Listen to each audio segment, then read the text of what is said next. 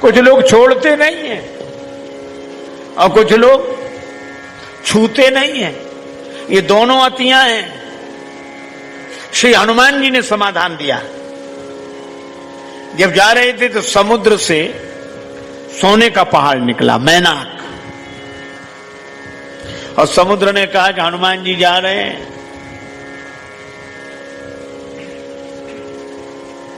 असल में पुराने जमाने में पहाड़ों के पंख होते थे। आप कल्पना करो कितनी भयावह स्थिति रहती होगी, कब किस पहाड़ के उड़ने का मन हो जाए। पंख थे सो पहाड़ उड़ते, और उड़ने में तो कुछ ज्यादा दिक्कत नहीं, उड़ते उड़ते कहां बैठ जाएं। सो आबादी वाली जगह में ही धमाक से बैठ जाते, आबादी खत्म। ब्रह्मा जी बड़े परेशान कि हम एक एक करके बनाते हैं, ये इकट्ठे मिटा देते हैं। अब ये कथा का बड़ा अद्भुत रहस्य है। ब्रह्मा जी हैं बुद्धि के देवता। जब ऐसे अत्याचार करने वाले लोग जो समाज को मिटाते हैं, तब बुद्धिजीवी परेशान होता है, बुद्धिजीवी हैरान होता है। तो बुद्धिजीवी ब्रह्मा जी ने शिकायत की, किससे? देवराज इंद्र से। और जब बुद्धिजीवी की बात कोई शासक मान लेता है तो समाज में अमंगलकारी कृत्य नहीं होते। अच्छा, एक अजीब बात है, बुद्धिजीवी कुछ कर नहीं सकता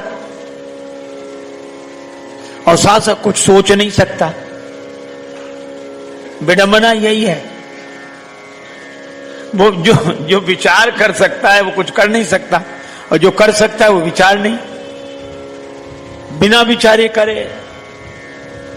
और जो विचार करे वे विचारे क्या करें। बुद्धिजीवी ने कहा कि ये पहाड़ नुकसान पहुंचा रहे हैं, इनके पंख हैं, ये उड़ उड़ के चाहे जिसको नष्ट कर देते हैं।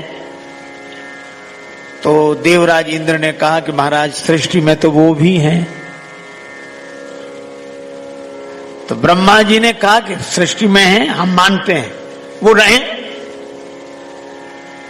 लेकिन इनके पंख काट दो। जिन पंखों के बल पर ये उड़ते हैं वो पंख काट दो। अगर इनके पंख कट जाएंगे तो इस समाज को हानि पहुंचाना बंद कर देंगे, और अगर इनके पंख रहे तो ये उड़ उड़ के नष्ट ही करते रहेंगे। देवराज इंद्र को बात समझ में आई। उसने खड़ग ली और सारे पर्वतों के पंख काट दिए। पर्वतों को नहीं मिटाया, पंख काट दिए। तब से ये पर्वत हो गए अचल, यहां हैं वहीं रहते हैं, बड़े ठाठ से रहते हैं। और इन पहाड़ों से कह लिया कि हमें आना होगा तो हम ही आएंगे तुम्हारे पास, तुम तो जहां हो वहीं रहो। लेकिन एक था सोने का पहाड़, मैनाक। अब ये अद्भुत बात, सोने के पहाड़ ने सोचा हमारे भी पंख कटेंगे, और सोने के पंख तो आज तक नहीं कटे हैं, कट ही नहीं सकते। सोने ने सोचा, पहाड़ ने सोचा एक काम करें, हम छिप जाएं कहीं। तो कहां छिपे? तो समुद्र के पास गया, समुद्र से कहा कि हमें छिपा लो, अपने भीतर छिपा लो। समुद्र ने कहा आ जाओ, कोई कमी नहीं है, आ जाओ। अब समुद्र ने तो स्वीकृति दे दी कि आ जाओ, छिप जाओ, लेकिन समुद्र की लहरें घुसने न दें। ये बड़ी प्रॉब्लम है, बड़ी समस्या है। समुद्र को कोई परेशानी नहीं, पर ये लहरें घुसने ही नहीं देती। ये लहरें ज्यादा परेशान की हैं हम आपको।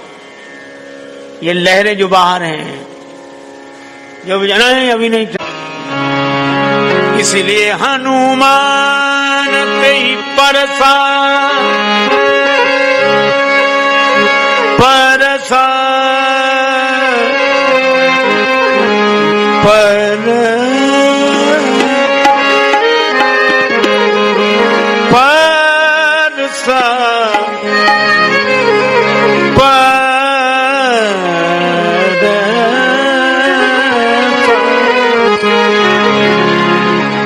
हनुमान तेई परसा परसा बरसा। हनुमान जी ने छुआ, सोने को छुआ, और मानो हनुमान जी ने संकेत दिया कि सोने को छूना बुरा नहीं है। पर मैनाक ने कहा कि आप यहीं आराम करो।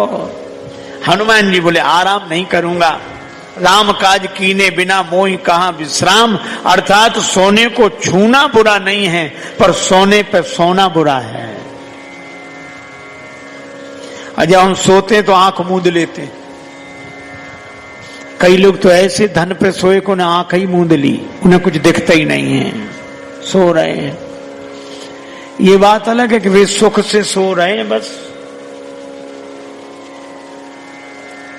धन साधन है, साध्य नहीं। धन का उपयोग करें, पर राम काज याद रखें। ये जिंदगी क्यों मिली है, जीवन क्यों मिला है। एक महात्मा एक दुकानदार की दुकान में घुस गए। महात्मा को देखो, उसने प्रणाम किया। महात्मा बोले ये दुकान क्यों चलाते हो। वो घबराया, ऐसा सवाल तो किसी ने नहीं पूछा था। ये दुकान क्यों चलाते हो। सोला महाराज पैसा कमाने के लिए। अच्छा, दुकान चलाते हो पैसा कमाने के लिए, ठीक है। पैसा क्यों कमाते हो। महाराज परिवार के लिए। अच्छा, दुकान चलाते हो पैसा कमाने के लिए, पैसा कमाते हो परिवार के लिए, परिवार पालने के लिए। हाँ, परिवार क्यों पालते हो। सो बोला महाराज जीने के लिए। महात्मा बोले बिल्कुल ठीक। दुकान चलाते हो पैसा कमाने के लिए, पैसा कमाते हो परिवार पालने के लिए, परिवार पालते हो जीने के लिए। हम आखिरी सवाल पूछते हैं, जीते क्यों हो। और उसके पास इसका कोई जवाब नहीं था, और हमारे पास भी कोई जवाब नहीं। ये दुकान तो चल रही है, पर ये जीवन किस लिए है। और जिसे जीने का ढंग याद आ जाएगा, वही है राम काज कीने बिना मोह कहां विश्राम। हम सीता माता की खोज करने जा रहे हैं, अर्थात जीवन में शांति मिले।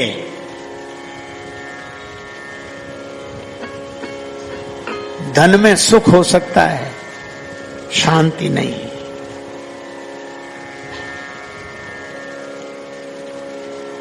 इसलिए धन का उपयोग करते हुए राम काज को याद रखें।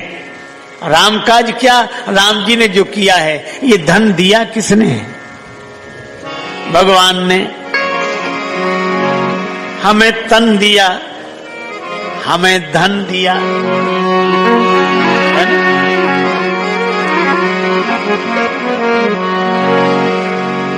राम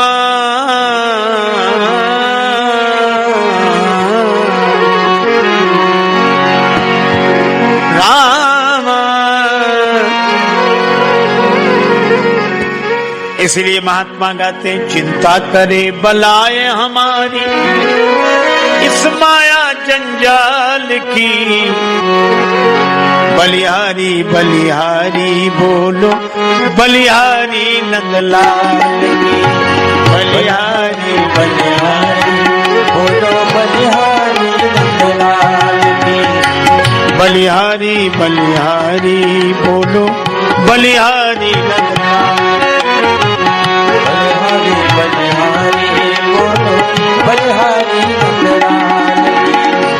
जिस मालिक ने जन्म दिया है, जिस मालिक ने जन्म दिया है, अन्न वस्त्र भी देवेगा।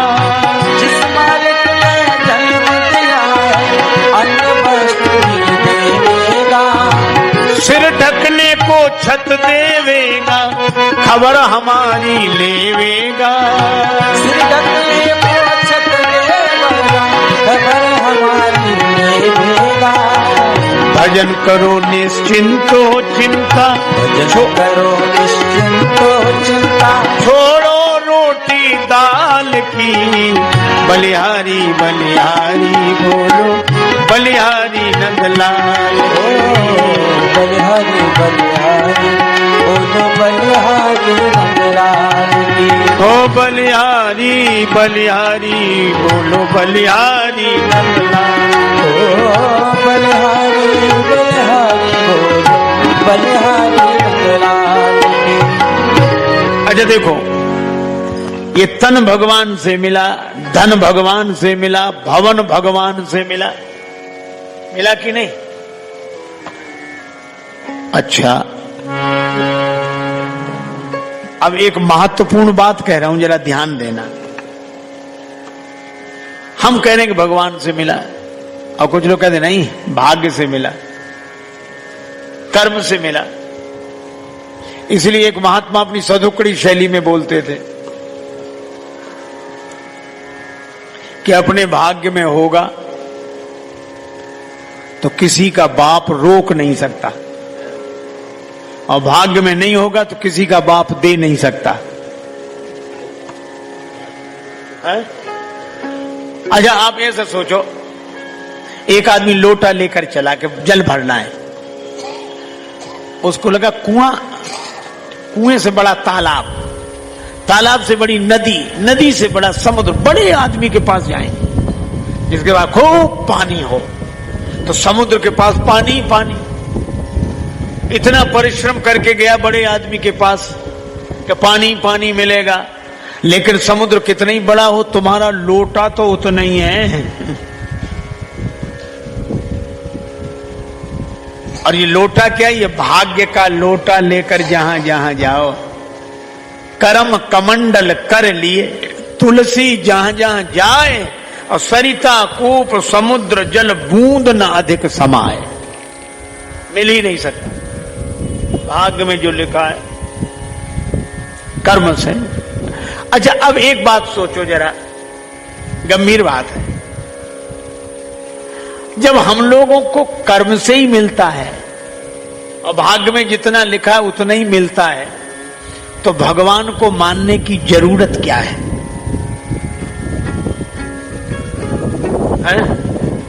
अच्छा, सचमुच ये तर्क कहता है कि जरूरत क्या है?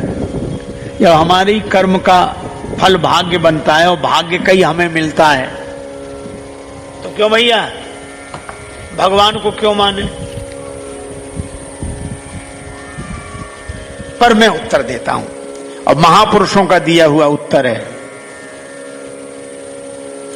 उत्तर यह है कि हमें कर्म का फल तो मिलता है, लेकिन कर्म फल दे नहीं सकता। उदाहरण सरलता से, मान लो एक आदमी ने पढ़ाई की, पढ़ तो लिया, डिग्रियां पास कर ली, कर्म तो किया, लेकिन कर्म का फल मिल रहा है, कर्म फल दे पा रहा है? क्यों? बिना नौकरी के घूम रहा है।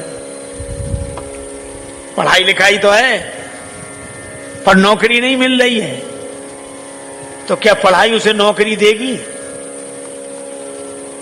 नौकरी जब कोई देगा तो पढ़ाई के कारण ही देगा, नौकरी जब कोई देगा तो पढ़ाई के कारण ही देगा। इसका अर्थ है कि पढ़ाई का ही फल उसे मिलेगा, लेकिन पढ़ाई फल दे नहीं सकती, और दे देती तो उसी दिन से दे देती जिस दिन पढ़कर बाहर निकला था। तो कर्म का फल व्यक्ति को मिलता है, पर कर्म फल दे नहीं सकता, और कर्म फल तब देता है जब कोई हमारे कर्म को स्वीकार कर ले। हम डिग्रियां लेकर घूमते कि भैया नौकरी दे दो, अच्छा नौकरी तो ठीक है, पढ़ाई लिखाई ठीक है, आ जाओ।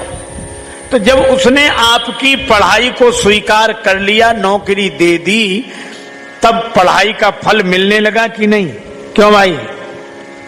जब नौकरी उसने दे दी तो पढ़ाई का है, हाँ ना बोलो, बोलो भाई। जब पढ़ाई की नौकरी दे दी तो पढ़ाई का फल मिलने लगा कि नहीं?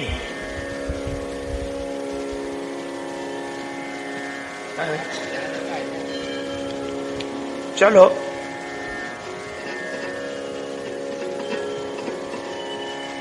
ठीक, आपको बात याद होगी, आप बड़े प्रेम से सुन रहे हैं। जब कोई नौकरी दे देता है तो पढ़ाई का फल मिलने लगता है। अच्छा, नौकरी वो देगा जिसे जरूरत है, जिसे जरूरत होगी वही तो आपका कर्म स्वीकार करेगा। बस मैं भी आपसे यही कहता हूं कि भगवान कितने उदार हैं और भगवान को क्यों मानना चाहिए? इसलिए क्योंकि भगवान को हमारे कर्म की जरूरत नहीं है, तो भी बिना जरूरत के हमारे कर्म स्वीकार करके उन कर्मों का फल हमें देते हैं, इसलिए हमें भगवान को मानना चाहिए।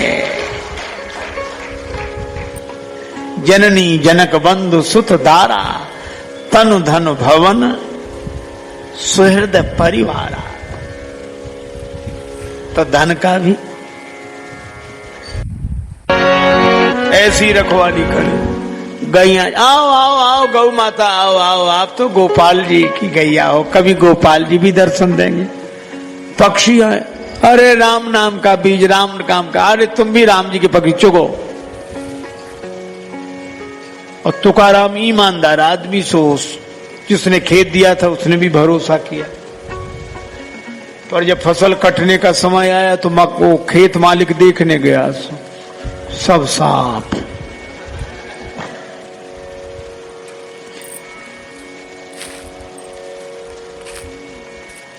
खाली डालियां खड़ी, तिनके खड़े, डंठल खड़े। उसने देखा, रे राम, बड़ा दुख हुआ उसे, किस पागल को कहां हमने रखवाली दे दी है। बड़ा नाराज हुआ। होता तो 8-10 मन अनाज था, बोला 25 मन होता था, नहीं मिला तो तुमसे ले लूंगा।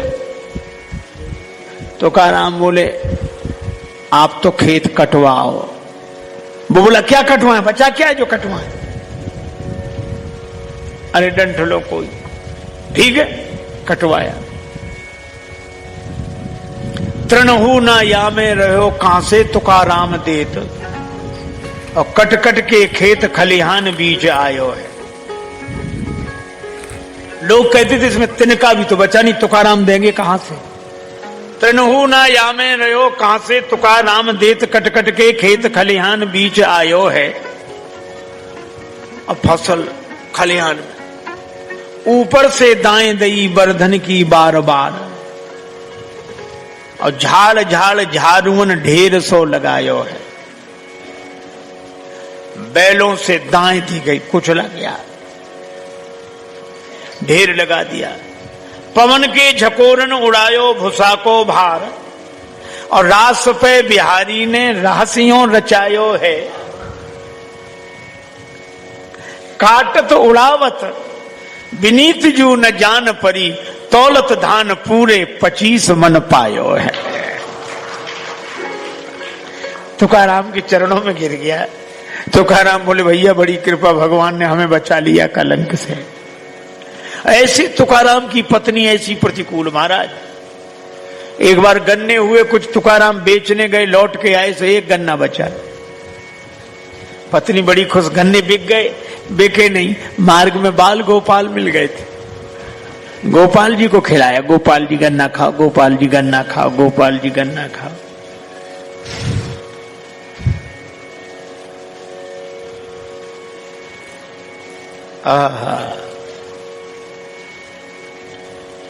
पत्नी को इतना गुस्सा आया, एक बचा, क्या करें इसका?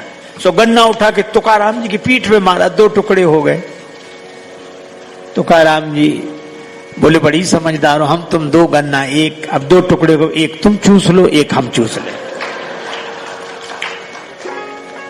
किसी ने कहा, आप नाराज नहीं होते? तुकाराम बोले, काहे को नाराज हो, भगवान की बड़ी कृपा है। क्यों? पत्नी अगर अनुकूल मिली होती तो मन इसी में लग जाता, पत्नी प्रतिकूल मिली है तो भी मन भगवान में लगा कि भगवान बड़ी कृपा आपने। और नरसिंह जी की पत्नी की मृत्यु हो गई। नरसिंह जी बोले, भगवान बड़ी कृपा। मैं कहता हूं, जब इन प्रतिकूल परिस्थितियों में भी इन संतों ने भगवान की कृपा देखी है, तो क्या हम अनुकूल परिस्थिति में भगवान की कृपा नहीं देख सकते हैं? इसलिए रोज सोचा करो, मिला क्या है, और जो मिला है वो किसी ने दिया है। तन धन भवन सुहृद, अब परिवार ये हमारे परिवार के हैं, ये हमारे कुल के हैं, ये हमारे गोत्र के हैं।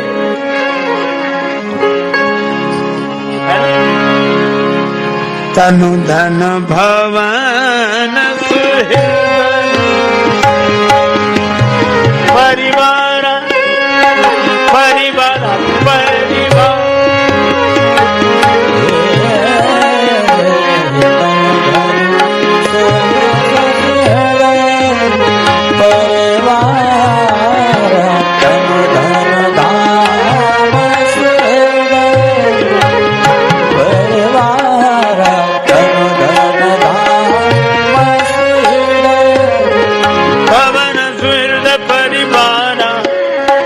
भवन स्वेत भवन स्वेत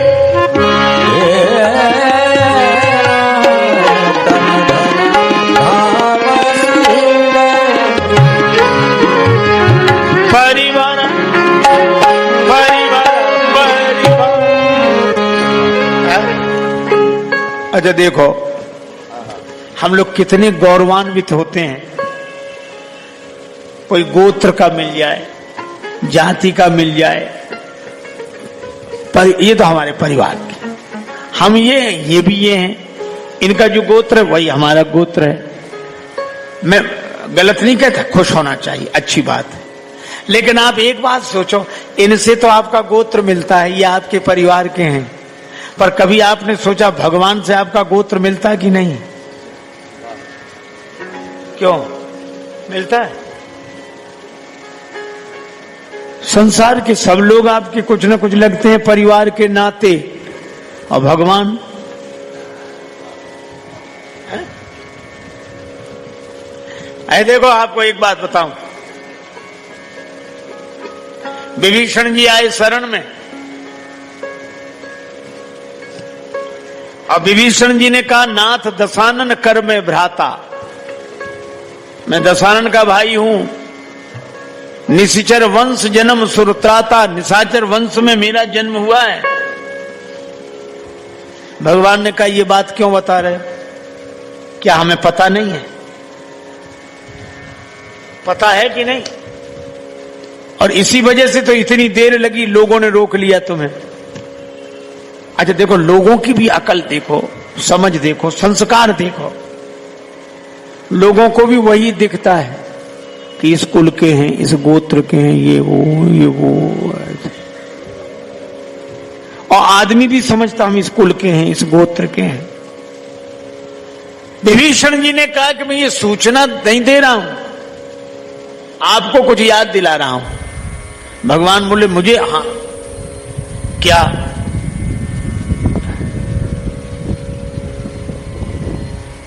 आपने गृधराज जटायु जी को कोई वचन दिया था? राम जी बोले हाँ, मैंने कहा था सीता हरण तात जनि कहो पिता सन जाय, और जो मैं राम तो कुल सहित कहाई दशानन आए। सीता जी के हरण का समाचार पिताजी को मत सुनाना, अगर मैं राम हूं तो कुल के सहित रावण आकर ये समाचार सुनाएगा। इसका मतलब है कि जहां दशरथ जी हैं वहीं जटायु जी जा रहे हैं, लेकिन अगर मैं राम हूं तो कुल के साथ दशानन ये समाचार सुनाएगा। तो आपने कुल के सहित दशानन को मारने का वचन जटायु जी को दिया है, और मैंने ये सुना है कि वचन आपका टूटता नहीं है, प्राण जाए बर वचन न जाए। और विरध यह है कि जो शरण में आ जाता है उसे स्वीकार कर लेते हैं। अब आपने दशानन को कुल के सहित मारने का वचन दिया है, और नाथ दशानन कर में भ्राता, मैं उसी दशानन का भाई हूं, तो मेरे लिए क्या निर्णय है? मुझे शरण मिलेगी कि मरण मिलेगा? क्यों है भैया, शरण मिलेगी कि मरण? मैं दशानन का भाई हूं और कुल के सहित आप दशानन को मारेंगे?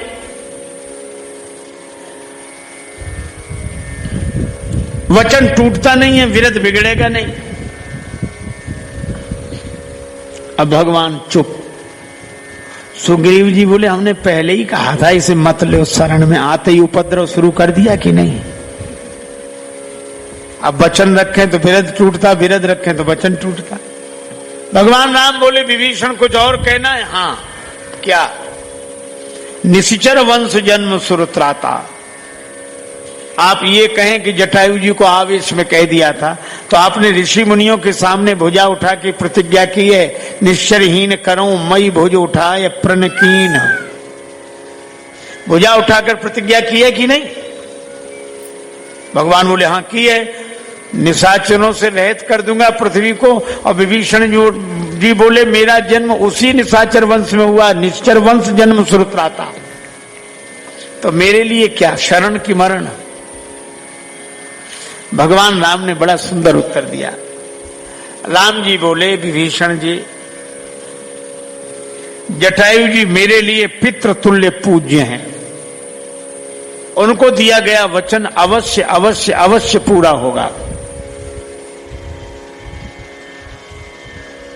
और महात्मा तो मेरी आत्मा है, महात्माओं के सामने की गई प्रतिज्ञा अवश्य पूरी होगी।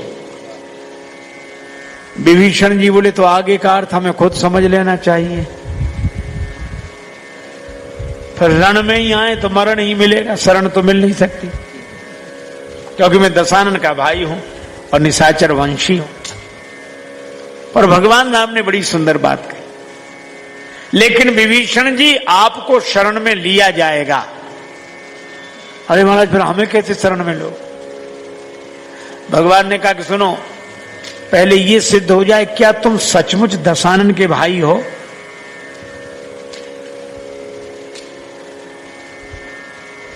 दशानन के भाई होने के पहले किसके भाई हो? मुझे पता नहीं। राम जी बोले मुझे पता है। जब श्री हनुमान जी लंका में गए तो आपने ये नहीं कहा कि भक्त हनुमान, हनुमान जी नहीं कहा भक्त विभीषण, संत विभीषण, ना, हनुमान जी ने क्या कहा? तब हनुमंत कहा सुन भ्राता, हे भाई विभीषण सुनो, कहा था हनुमान जी ने। तो पहले ये सिद्ध हो जाए कि तुम दशानन के भाई हो कि हनुमान जी के भाई हो। विभीषण जी बोले वो तो ठीक है, लेकिन देही के नाते तो मैं दशानन का ही भाई हूं। भगवान बोले मैं देही का नाता नहीं मानता, मैं वैदेही का नाता मानता हूं। देही के नाते दशानन के भाई हो, पर वैदेही के नाते हनुमान जी के भाई हो। तो मैं दशानन के भाई को शरण में नहीं ले रहा, मैं हनुमान जी के भाई को शरण में ले रहा हूं। और हनुमान जी जिसके भाई हों तो माता कौन? देखी चाहूं जानकी माता, श्री जानकी जी माता है। अच्छा, जानकी जी जिसकी माता हो तो पिता कौन? प्रभु आप। श्री राम जी जिसके पिता, जानकी जी जिसकी माता, तो जिसके माता पिता सीता राम हो वो निशाचर वंशी होगा कि सूर्यवंशी होगा? इसलिए विभीषण तुम निशाचर वंशी नहीं सूर्यवंशी हो, तुम दशानन के भाई नहीं हनुमान जी के भाई हो। इसीलिए हम तुम्हें हनुमत भाई के नाते और सूर्यवंशी के नाते स्वीकार कर रहे हैं। यह है भगवान का भाव। भगवान अपने परिवार में मिलाकर एक कर लेना चाहते हैं और हम सारे संसार को परिवार मानते हैं, और भगवान हमें हमारे परिवार नहीं लगते। तुलसीदास जी ने तो अपना परिवार ही नहीं बताया, जाति गोत्र कुछ नहीं बताया। जब किसी ने तुलसीदास जी के लिए कहा धूर्त है, कोई बोला धूर्त नहीं अवधूत है, कोई बोला नहीं राजपूत है, कोई बोला जुलाहा है कबीरदास जी की तरह। तो तुलसीदास जी तो दुबे, आत्माराम दुबे के पुत्र हैं। तुलसीदास जी कह सकते हैं कि नहीं ये सब नहीं है, हम ब्राह्मण हैं। पर आप अद्भुत बात देखोगे, तुलसीदास जी ने कोई जवाब नहीं दिया। किसी ने कहा कि आप जवाब क्यों नहीं देते, कौन हो? श्री तुलसीदास जी बोले धूत कहो, अवधूत कहो, रजपूत कहो, जुलाहा कहो को। चाहे मुझे धूर्त कहो, चाहे अवधूत कहो, चाहे राजपूत कहो, चाहे जुलाहा कहो, अब चाहे कहने से नहीं, आप भी तो साफ साफ कहो। तुलसीदास जी बोले काहू की बेटी सो बेटा न ब्याहो, काहू की जाति बिगाड़ न सो। हमें किसी से रिश्तेदारी तो जोड़नी नहीं है, किसी की बेटी से बेटा ब्याहना नहीं है, जब हम अपनी जाति बताएं। अरे बाबा फिर भी सरनेम, आजकल लोग पूछते ना ये नेम सरनेम क्या है, लोगों का नेम से ज्यादा सरनेम में रस है। नेम तो ठीक, सरनेम क्या है। और श्री तुलसीदास जी के समय में भी सरनेम चलता था, अंग्रेजी का शब्द सरनेम, पर उस समय एक शब्द चलता था सरनाम। और तुलसीदास जी कहते हैं तुलसी सरनेम का, तुलसी सरनाम गुलाम है राम को। मैं राम जी का गुलाम हूं, यही मेरा सरनेम है। तुलसी सरनाम गुलाम है राम को, जाय रुचे सो कहे कछु ओ। जिसको जो रुचे वो कहता रहे, मांग के खैबो। भूख लगती है मांग कर भिक्षा कर लेते हैं, मांग के खैबो मसीत को सोएबो। मंदिर वाले तो पूछताछ करके घुसने देते हैं, कौन हो क्या हो। बोले ये मस्जिद अच्छी, कोई नहीं पूछता, आराम से पड़े रहते हैं। मांग के खैबो मसीत को सोएबो, लेवे को एक न देवे को दो। न लेना एक न देना दो। अरे बाबा फिर भी तुलसीदास जी नाराज होके बोले, अति ही अयाने उपखानो नहीं बूझे लोग, साहब को गोत गोत होत है गुलाम को। लोग कैसे पागल हैं, ये मुहावरा नहीं समझते। साहब को गोत होता है गुलाम को, ये सबके जीवन की घटना है। क्यों भाई, बेटी जब आपके परिवार में रहती है तो पिता का गोत्र ही बेटी का गोत्र होता है कि नहीं, है ना। और विवाह के बाद पिता का नहीं, पति का गोत्र उसका गोत्र हो जाता है। श्री तुलसीदास जी कहते हैं इसी तरह जब हम राम जी के नहीं हुए थे तो जहां जन्मे थे वो गोत्र हमारा था, और जब हम राम जी के हो गए तो जो राम जी का गोत्र है वही हमारा गोत्र है। साहब को गोत गोत होते है गुलाम को, और भलो के पोच सोच कहा, मैं बुरा हूं कि अच्छा हूं, तुम्हें काहे की चिंता है। भलो के बुरो सोच कहा, भलो के पोच सोच कहा, का काहू के द्वार परो, जो हो सो हो राम को। मैं किसी के दरवाजे नहीं पड़ा हूं, जो हो वो राम जी का हूं, और राम जी का कोई परिवार ही हो जाए। और इतने स्वाभिमान से रहता है। कई बार लोग हम ये इसलिए, हम ये, हमारे वो और हमारे ये।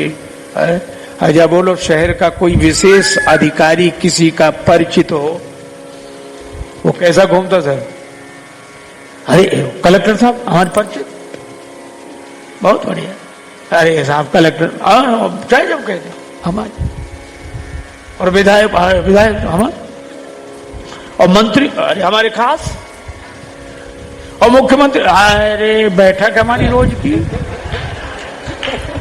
अच्छा बोलो प्रधानमंत्री से कई बार मिलना हुआ। अरे अच्छा मैं कहता हूं जब इनसे संबंध होने पर हम इतने प्रसन्न होते हैं, और जिस दिन भगवान से संबंध होगा उस दिन हम कितने प्रसन्न होंगे। है इसलिए जननी जनक बंधु सुतदारा, तनु धन भवन सुहृद परिवारा, सबके ममता ताग बटोरी, मम पद मन ही बांध ही बरडोरी। भगवान कहते हैं मेरे चरणों से ये रस्सी बांध लो, ये ममता की डोरी बांध लो। तो जो ममता, अच्छा देखो धूल है, रजमग पड़ी निरादर, धरती पर पड़ी आदर नहीं है कोई उसका। अच्छा ये धूल उड़ के आंख में गिर जाए तो खुली हुई आंख बंद हो जाती है कि नहीं, क्यों भाई। धूल अगर आंख में गिर जाए तो खुली हुई आंख बंद हो जाती है, और वही धूल गुरुदेव के चरण से जुड़ जाए तो बंद हुई आंख को खोल देती है। गुरुपद रज मृदु मंजुल अंजन नयन अमीय त्रिग दोष विभंजन।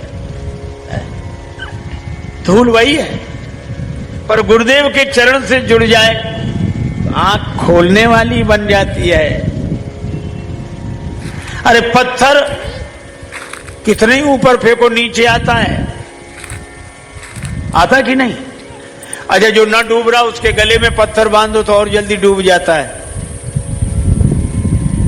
तो पत्थर खुद डूबता है और न डूबने वाले को डुबा देता है। लेकिन जो पत्थर डूबने वाला है और दूसरे को डुबा देता है, उसी पत्थर को अगर नल नील छू देते हैं तो डुबाने वाला पत्थर पार करने वाला हो जाता है।